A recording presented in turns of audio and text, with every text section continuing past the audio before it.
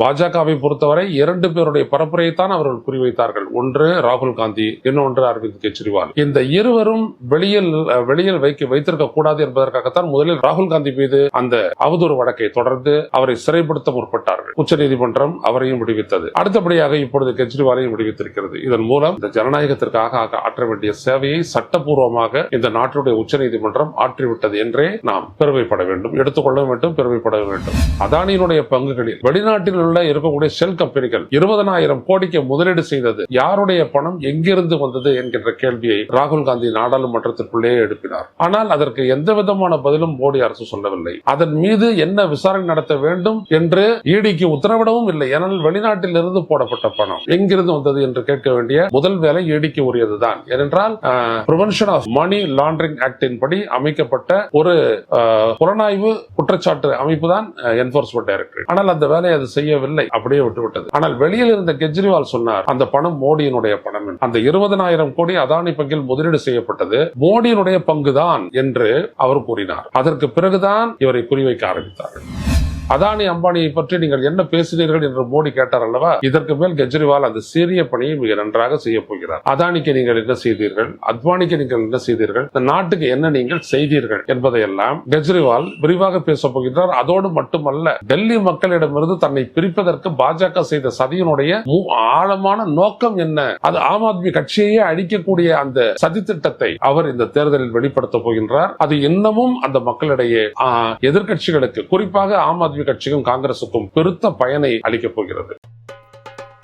Karim's biryani paradise at liberty and catering services, கோடம்பாக்கத்தின் அறுசுவை அடையாளம்.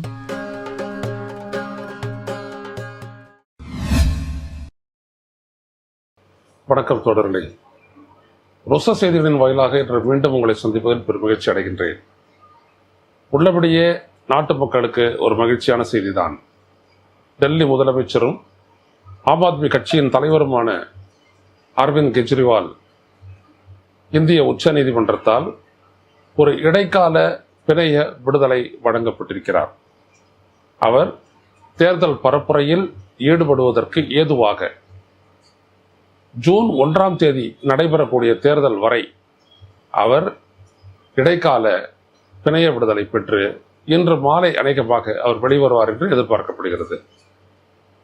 அவரை வேறு எந்த ஒரு குற்றம் சாட்டப்பட்டுள்ள அந்த டெல்லி மதுபான கொள்கை வகுப்பு முறைகேடு வழக்கில் குற்றம் சாட்டப்பட்டுள்ள மற்ற எவரோடும் ஒப்பிட முடியாது, ஒப்பிட வேண்டிய அவசியம் இல்லை. அவர் ஒரு அரசியல் கட்சியின் தலைவர், அவருடைய உரிமை அது.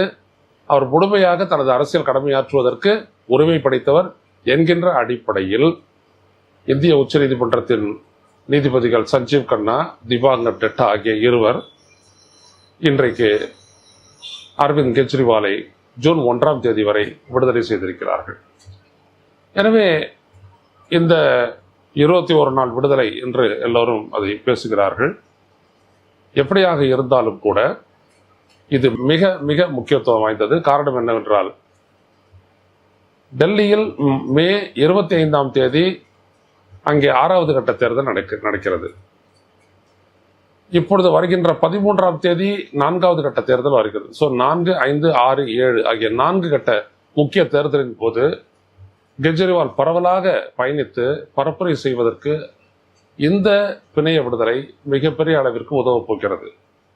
அவர் முதலமைச்சராக எந்த கடமையும் செய்ய முடியாது, அது வேறு விடயம். எந்த கோப்பிலையும் கையெழுத்து விடக்கூடாது, அதெல்லாம் பற்றி பரவாயில்லை. முடிவை அவர் எடுக்கப் போகின்றார். அவருடைய அமைச்சரவை அதுக்கு கட்டுப்பட போகின்றது, அவ்வளவுதான். ஆனால் மிக மிக முக்கியத்துவம் வாய்ந்தது, எதை மோடி விரும்பவில்லையோ, எதை பாஜகர்கள் கனவிலும் நினைக்கவில்லையோ, அது கெஜ்ரிவாலினுடைய ஆழமான பரப்புரை. பாஜகவை பொறுத்தவரை 2 பேருடைய பரப்புரையைத்தான் அவர்கள் குறிவைத்தார்கள். ஒன்று ராகுல் காந்தி, இன்னொன்று அரவிந்த் கெஜ்ரிவால். இந்த இருவரும் வெளியில் வைத்திருக்க கூடாது என்பதற்காகத்தான் முதலில் ராகுல் காந்தி மீது அந்த அவதூறு வழக்கை தொடர்ந்து அவரை சிறைப்படுத்த முற்பட்டார்கள். உச்சநீதிமன்றம் அவரையும் விடுவித்தது. அடுத்தபடியாக இப்பொழுது கெஜ்ரிவாலையும் விடுவித்திருக்கிறது. இதன் மூலம் இந்த ஜனநாயகத்திற்காக ஆற்ற வேண்டிய சேவையை சட்டப்பூர்வமாக இந்த நாட்டுடைய உச்சநீதிமன்றம் ஆற்றிவிட்டது என்றே நாம் பெருமைப்பட வேண்டும், எடுத்துக்கொள்ள வேண்டும், பெருமைப்பட வேண்டும். அப்படி கெஜ்ரிவால் என்ன பேச போகிறார் என்பதுதான் இங்கே மிக மிக முக்கியத்துவம் வாய்ந்தது. மோடியினுடைய பரப்புரைக்கு எதிராக, மோடிக்கு எதிரான ஊழல் குற்றச்சாட்டுகளை ஆழமாகவும் அழுத்தம் திருத்தமாகவும் எடுத்து வைத்தவர் கெஜ்ரிவால் என்பது குறிப்பிடத்தக்கது. அதானியினுடைய பங்குகளில் வெளிநாட்டில் உள்ள இருக்கக்கூடிய ஷெல் கம்பெனிகள் 20,000 கோடிக்கு முதலீடு செய்தது யாருடைய பணம், எங்கிருந்து வந்தது என்கின்ற கேள்வியை ராகுல் காந்தி நாடாளுமன்றத்திற்குள்ளே எழுப்பினார். ஆனால் அதற்கு எந்த விதமான பதிலும் மோடி அரசு சொல்லவில்லை.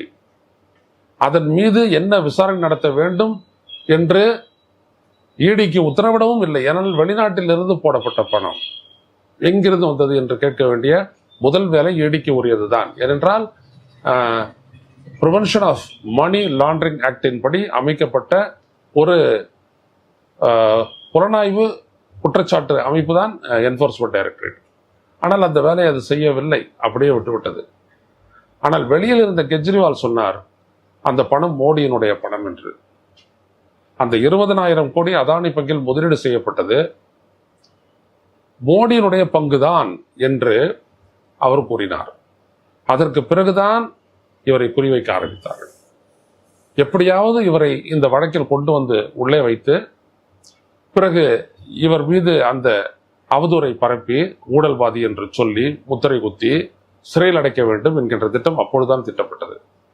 எனவே கெஜ்ரிவால் வெளியில் வரும்பொழுது இப்பொழுது ராஜீவ்காந்தி பேசியதையும் தாண்டி அதானி அம்பானியை பற்றி நீங்கள் என்ன பேசினீர்கள் என்று மோடி கேட்டார் அல்லவா, இதற்கு மேல் கெஜ்ரிவால் அந்த சீரிய பணியை மிக நன்றாக செய்ய போகிறார்.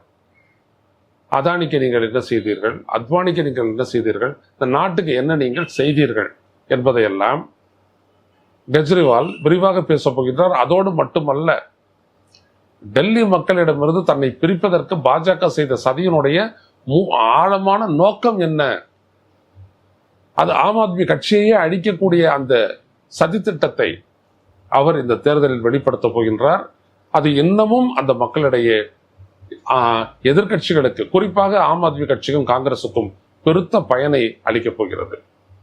எனவே இன்றைக்கே வந்துள்ள இந்த தீர்ப்பு மிக மிக முக்கியத்துவம் வாய்ந்த இந்த தீர்ப்பு இந்த தேர்தலில் மேலும் ஒரு திருப்பு முனையை ஏற்படுத்தக்கூடியது. பொறுத்திருந்து பார்ப்போம். மீண்டும் சந்திப்போம். நன்றி, வணக்கம்.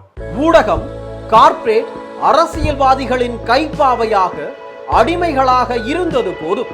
இனி சாட்டை எடுத்து சுழற்றும் நேரம் வந்துவிட்டது. ஊடகம் பொதுமக்களாகிய உங்களுக்காக, உங்களாலேயே இயக்கப்பட வேண்டும். ஊடக சுதந்திரத்திற்காக உங்களின் பங்களிப்பை இன்றே அளித்திடுங்கள்.